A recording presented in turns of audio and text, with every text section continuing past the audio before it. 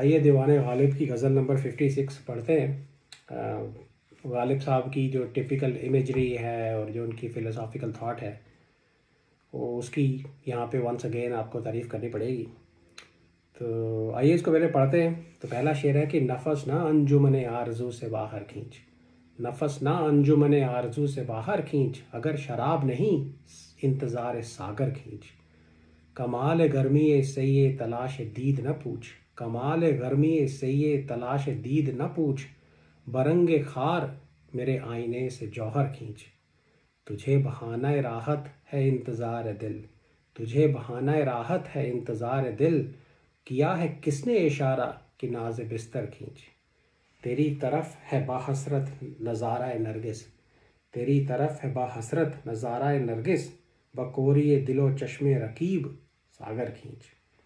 बनीम गमज़ा अदा कर हके वदियत नाज, बनीम गमज़ा अदा कर हके वदियत नाज, नियाम पर्दा ज़ख्म जिगर से खंजर खींच। मेरे कदा में है, मेरे कदा में है सहबाए आतिश पिन्हा, मेरे कदा में है सहबाए आतिश पिन्हा, बरूह सुफरा कबाब दिले समंदर खींच। न कह की ताकत रसवाई ये विसाल नहीं, न कह की ताकत रसवाई ये विसाल नहीं, अगर यही आरा के फितना है मुकर्रर खींच। तो पहला शेर देते हैं कि नफस अंजुमन आरजू से बाहर खींच, नफस ना अंजुमन आरजू से बाहर खींच, अगर शराब नहीं इंतज़ार सागर खींच। तो नफस का मतलब है ब्रेथ, सांस। अंजुमन आरजू का मतलब है like a gathering of longing. और इंतज़ार सागर का मतलब है वेट फॉर वाइन अगेन, और ए फ्लैगन ऑफ वाइन। तो वो कह रहे हैं कि इस अंजुमन आरजू से अपनी सांस बाहर मत खींच है, और अगर शराब नहीं है तो शराब का इंतज़ार कर। तो कहने का मतलब ये है कि अगर आप आशिक हैं या किसी चीज़ के लिए स्ट्रगल कर रहे हैं, महबूब के दर्शन के लिए स्ट्रगल कर रहे हैं या डिवाइन विजडम के लिए स्ट्रगल कर रहे हैं, तो कहते हैं कि इस स्ट्रगल को मत छोड़ो आप। या अंजुमन आरजू से अपने आप को बाहर मत निकालो, अपनी सांस को बाहर मत निकालो। Do not give up this hope और लॉन्गिंग। या और अगर शराब आपको नहीं मिल रही तो इंतज़ार शराब करो, राइट। शराब के लिए वेट करो। या शराब आएगी, और अगर ना भी आए तो आप सारी ज़िंदगी जो है शराब का इंतज़ार करते हुए गुजारो और उस इंतज़ार में मर जाओ, राइट। यही this is the suitable thing for you, this is the suitable thing for a lover, for someone who is longing for something valuable. नफस ना अंजुमन आरजू से बाहर खींच, अगर शराब नहीं इंतज़ार सागर खींच। शराब नहीं है तो इंतज़ार सागर करो, राइट। लेकिन अंजुमन आरजू से बाहर मत निकलो, right. Do not give up the hope and longing and your desire. तो अगला शेर देखें, कमाल गर्मी से ये तलाश दीद न पूछ, कमाल गर्मी से ये तलाश दीद न पूछ, बरंगे खार मेरे आईने से जौहर खींच। तो कॉम्प्लिकेटेड वर्ड्स हैं, थोड़ी कॉम्प्लिकेटेड इमेजरी भी है। कमाल गर्मी से ये तलाश दीद का मतलब है, कमाल कह सकते हैं perfection, perfection of the heat of the effort for the search of A site और ए विजन। ना पूछ, डोंट आस्क, राइट। तो इफेक्टिवली यहाँ पे जो आशिक है वो तलाश दीद कर रहा है। He is searching for a site और ए विजन। किसकी साइट और a vision? Of course beloved की, महबूब की, या यहाँ पे किसी स्पिरिचुअल साइट की भी बात की कर सकते हैं आप, उसको भी यहाँ पे कंसिडर कर सकते हैं। तो उस तलाश में बहुत गर्मी है। There is lot of fervour, there is lot of passion, there is lot of enthusiasm. तो आप देखें कि अगर कोई किसी पिलग्रिमेज पे जा रहा है या किसी मंजिल की तरफ कोई ट्रैवलर निकला हुआ है, तो अगर राह बहुत कठिन है लेकिन वो स्ट्रगल करके आगे बढ़ता जा रहा है, तो आप इमेजिन करें कि उसके पाँव में बहुत सारे कांटे चुभ गए हैं, या कच्ची सड़कों पे वो चल रहा है, बहुत स्ट्रगल कर रहा है। तो वो इमेजरी यहाँ पे यूज़ की गई है कि कोई आदमी जो है बहुत गर्मी से तलाश दीद कर रहा है और उसके पाँव में कांटे चुभ गए हैं, ठीक है। अच्छा, दूसरी लाइन में कहते हैं कि बरंगे खार मेरे आईने से जौहर खींच। कि बरंगे खार के in the style of thorns, मेरे आईना तो आपको पता ही है, ए मिरर, उससे जौहर खींच। जौहर are the polish lines on a metallic mirror. तो अगेन जैसे मैंने कहा कि थोड़ी कॉम्प्लिकेटेड इमेजरी होगी। अब आईना क्या है यहाँ पे? तो दो कैंडिडेट हो सकते हैं, एक तलाश दीद जो सर्च है विजन के लिए, साइट के लिए, वो खुद आईना हो सकती है, या जो दिल उस तलाश में लगा हुआ है उसको आप आईना कंसिडर कर सकते हैं। तो उस आईने को पॉलिश करने के लिए जब उसके ऊपर जंग लग जाता है तो उसको पॉलिश करने के लिए जब उसको पॉलिश किया जाता है तो उसके ऊपर पॉलिश मार्क्स बन जाते हैं, राइट। उस सिचुएशन को उन्होंने कंपेयर किया है किसी के पाँव में से कांटे निकालने से की सिचुएशन से।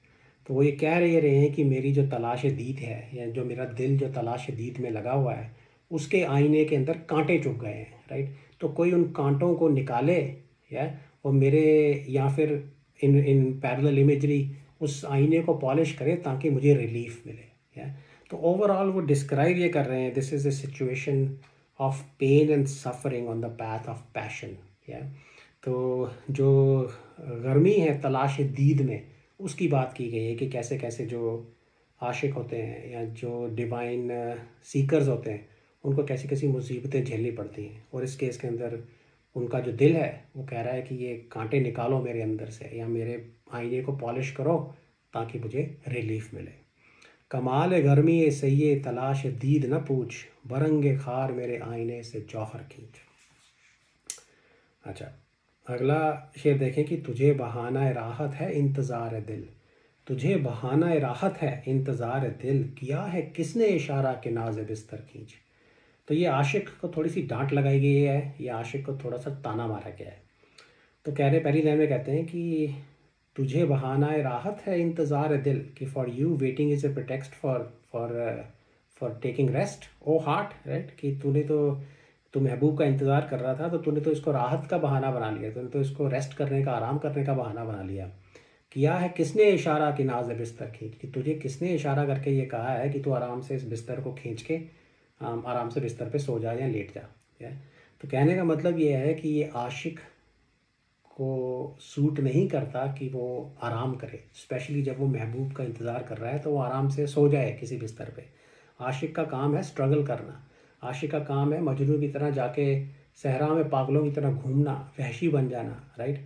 महबूब के लिए रोना पीटना, दुख दर्द सहना उसका काम है, आराम करना उसका काम नहीं है। It does not suit, it's not the right thing for the lover to do, right. कि आशिक का काम है दुख दर्द सहना। तो किया है किसने इशारा कि नाज़ बिस्तर खींच, तो वो टांट की फॉरम में उससे क्वेश्चन पूछे, तेरे को किसने ये इशारा किया कि तू आराम से बिस्तर पे सो जाए, राइट। ये it does not behove you, yeah. तो जाओ, बाहर जाओ, this is like fulfil your rightful duty which is to like experience pain and suffering and madness in love. तो तुझे बहाना राहत है इंतज़ार दिल, किया है किसने इशारा कि नाज़ बिस्तर खींच। अगला शेर देखें कि तेरी तरफ है बाहसरत नज़ारा नरगिस, तेरी तरफ है बाहसरत नज़ारा नरगिस, बकोरी ये दिले चश्मे रकीब सागर खींच, है। तो नरगिस तो एक फूल का नाम है, फ्लावर का नाम है। और पहली लाइन में वो कह रहे हैं कि वो नरगिस का फूल जो है वो तेरी तरफ हसरत भरी निगाह से देख रहा है, राइट। तेरी तरफ है बहसरत नज़ारा नरगिस, या। तो the Nargis, the flower is just like gazing और लाइक लुकिंग एट यू, तेरा नज़ारा कर रहा है वो, हसरत से भरा हुआ है वो, और महबूब तेरा नज़ारा कर रहा है। तेरी तरफ है बाहसरत नज़ारा नरगिस। और दूसरी लाइन में कहते हैं बकोरी ये दिलो चश्मे Raqib, to the blindness of the heart of the eye of the rival सागर खींच, draw a glass, yeah, glass of wine। तो हुआ यह है कि वो जो नरगिस का खूबसूरत फूल जो है, it's become fixated at the beloved, right. महबूब वहाँ पे है और नरगिस का फूल जो है वो उसकी तरफ देख रहा है, उसका नज़ारा कर रहा है। लेकिन और ऐसा भी कहा जाता है कि नरगिस का जो फूल है उसकी जो मिडल की जो शेप होती है वो आँख के जैसे होती है, तो शायद वो यहाँ पे इमेजरी उन्होंने यूज़ की है। तो लेकिन वो आँख तो देख नहीं सकती, राइट। शायद महबूब की प्रेजेंस में ही इतनी खूबसूरती है, या उसकी प्रेजेंस में ही इतनी ग्लोरी है, या उसके पास ऐसी खुशबू आती है कि वो फूल जो है नरगिस का वो महबूब की तरफ देखने लग गया है, महबूब को एडमायर कर रहा है। लेकिन गालिब साहब जो हैं वो किसी भी इंसान को या कोई भी ऑब्जेक्ट जो महबूब की तरफ देखता है या महबूब के पास होता है उससे जेलस होते हैं। तो इस केस के अंदर भी वही सिचुएशन है कि वो नरगिस के फूल से जेलस हो गए। उनको ये मंजूर नहीं कि नरगिस का फूल जो है महबूब का नज़ारा करे। तो फिर सेकंड लाइन में वो कह रहे हैं कि ये जो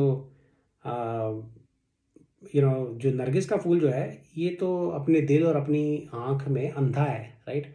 और उसके इस अंधेपन पे चलो शराब पिए, right. Let's celebrate that the Nargis flower is blind in heart and I. या वो खुश हैं इस बात पे कि नरगिस का फूल जो है वो फिक्सेटेड तो है महबूब पे, लेकिन उसकी खूबसूरती को वो देख नहीं सकता, right. So he is happy about that because he is jealous of any object और any thing looking at the beloved. तो ये आई थिंक इसका ओवरऑल जो थीम है, वो जो आशिक है उसकी जो जेलसी की फीलिंग है वो है। एक इसका मतलब ये भी हो सकता है कि अगर आप सोचें कि वो नरगिस का फूल अंधा नहीं है, तो शायद वो उस गालिब साहब तमन्ना रखते हैं, वो इस बात पे शराब पीना चाहते हैं, he wants to drink to cause to wish blindness on the eye और the heart of the flower, कि वो ये तमन्ना के उसके अंदर एक जाम पीना चाहते हैं कि वो अंधा हो जाए। तो तेरी तरफ है बाहसरत नज़ारा है नरगिस, नज़ारा कर रही है नरगिस का फूल जो है महबूब का। और गालिब साहब कह रहे हैं कि सागर खींचते हैं इस बात पे कि वो अंधा है। तेरी तरफ है बाहसरत नज़ारा है नरगिस, बकोरी दिलो चश्मे रकीब सागर खींच। और वो उसको नरगिस के फूल को अपना रकीब समझते हैं।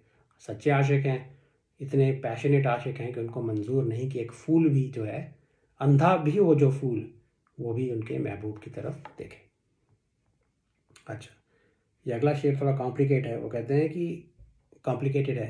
कहते हैं बनीम गमज़ा अदा कर हक़े वदियत नाज, बनीम गमज़ा अदा कर हक़े वदियत नाज, नियाम पर्दा ज़ख्म जिगर से खंजर खींच। तो बनीम गमज़ा मतलब है विद ए हाफ ग्लैंस, पूरी नज़र नहीं देना, आधी नज़र। हक़े वदियत नाज का मतलब है द राइट और the claim of the trust of नाज और कोकेट्री। तो और दूसरी लाइन में जो वर्ड इस्तेमाल किए गए हैं, नियाम पर्दा ज़ख्म जिगर, तो नियाम इज़ द शीथ, जैसे खंजर को जिस शीथ में रखा जाता है उसको बोला गया है नियाम। और कहते हैं sheath of the well of the wound of the liver, या उससे कहते हैं खंजर खींच, ड्रॉ द डैगर।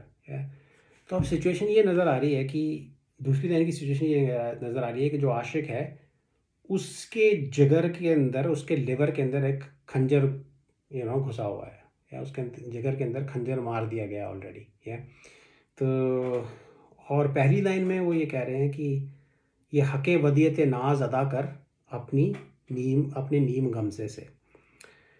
तो आई थिंक मुझे जो ये समझ में आता है कि वो कह रहे हैं नाज मीन्स एयर्स एंड ग्रेसेस। वो कह रहे हैं कि they are a divine trust, ये नेचर ने या खुदा ने तेरे को एक ट्रस्ट दी है, उसका हक जो तेरे को देना पड़ेगा।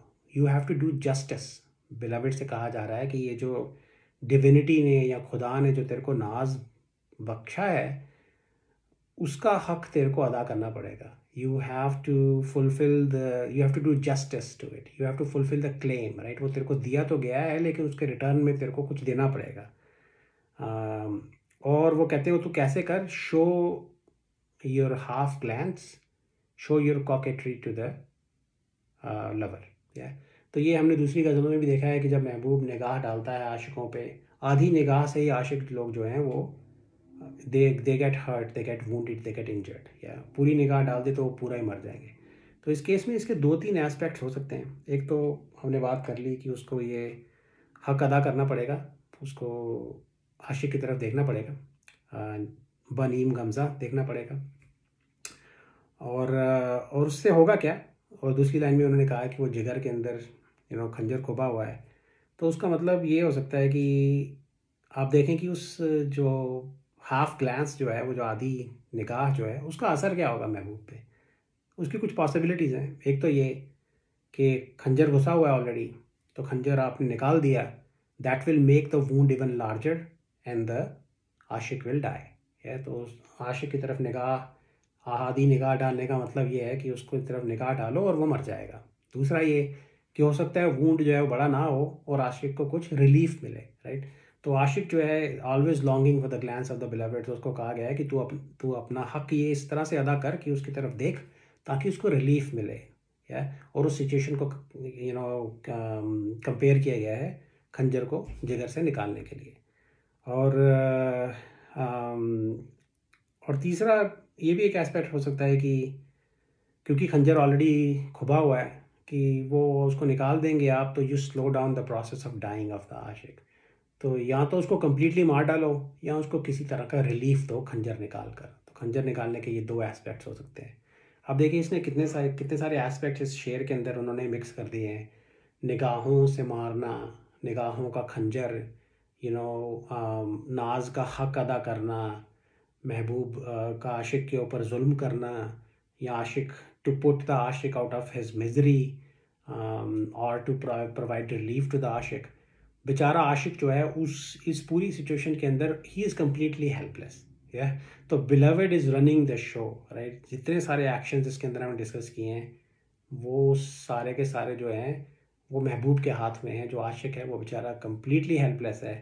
आशिक के हाथ में नहीं है कि वो जिए या मरे, महबूब के हाथ में है कि वो आशिक को रिलीफ प्रोवाइड करे, उसको मार दे या कुछ भी करे। तो आई थिंक ये मुझे समझ में आया ये शेर। बनीम गमज़ा अदा कर हके वदियत नाज, नियाम पर्दा ज़ख्म जिगर से खंजर खींच। ओवरऑल काफ़ी ऑब्स्क्योर है, तो आई होप इट मेक सेंस। अच्छा, ये अगला शेर देखें कि मेरे कदा में है सहबा आतिश पिन्हा, मेरे कदा में है सहबा आतिश पिन्हा, बरूह सुफरा कबाब दिले समंदर खींच। तो कदा तो पता ही है आपको, ग्लास ऑफ वाइन। सहबा आतिश पिन्हा का मतलब है wine of hidden fire, like ऐसी वाइन जिसके अंदर आग छुपी हो, या और बरूह सुफरा का मतलब है surface of the dining cloth. क्या कह रहे हैं? कबाब दिले समंदर खींच। तो समंदर हमने एक दूसरी गज़ल में भी बात की थी, it's reference to an animal salamander, right. तो जो समंदर ये जो जानवर है ये आग के अंदर पैदा होता है और आग के अंदर ही रहता है। देखिए अब ये इन्होंने जो शराब की गर्मी और एक आग के अंदर रहने वाले जानवर को कैसे कंपेयर किया है। तो कहते हैं ये टेबल क्लॉथ के ऊपर, इस डाइनिंग टेबल के ऊपर कबाब दिले समंदर खींच, कि उस समंदर उस इंसान उस जानवर के बनाए, उसके दिल के बनाए हुए कबाब यहाँ पे रखे जाए या हमारे खाने के लिए। तो जैसा मैंने कहा साहबा आतिश पिन्हा की बात की गई है। साहबा आतिश पिन्हा means wine with hidden fire. तो कहते हैं इस शराब के अंदर इतनी गर्मी है कि वो जो समंदर जो है उसके दिल के कबाब are the appropriate side dish here, right. कि इतनी गर्म शराब के साथ वो जो शराब में आग में रहने वाला जो जानवर है उसके दिल के कबाब ही खाए जा सकते हैं। तो वाइन जो है इसके अंदर उसका रैंक जो है बहुत ऊपर है गर्मी में। तो आई थिंक यहाँ पे शराब की जो है वो तारीफ़ की गई है। तो मेरे कदा में है सहबा आतिश पिन्हा, बरूए सुफरा कबाब दिले समंदर खींच। है अच्छा, बहुत सारे इसके और एस्पेक्ट्स हो सकते हैं। अब शराब जो पीने वाला है क्या होगा, उसके दिल के अंदर भी आग लगेगी। शराब जो है जो कि नशा पैदा करे या आपके दिल को आग लगाए, उसके और भी मतलब हो सकते हैं। वो इश्क हो सकता है, वो महबूब का प्यार हो सकता है, महबूब के जुल्मों सितम हो सकते हैं, कोई डिवाइन शराब हो सकती है जिसके अंदर इतनी गर्मी है। तो इसके बहुत सारे एस्पेक्ट्स हैं।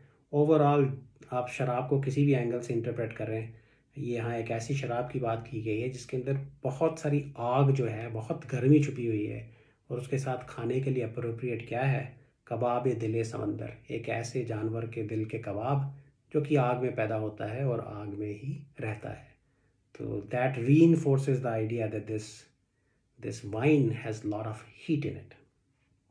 अच्छा, अब ये आखिरी शेर है, ये थोड़ा सिंपल है। कुछ दीवानों में तो ये शेर इंक्लूड भी नहीं किया गया।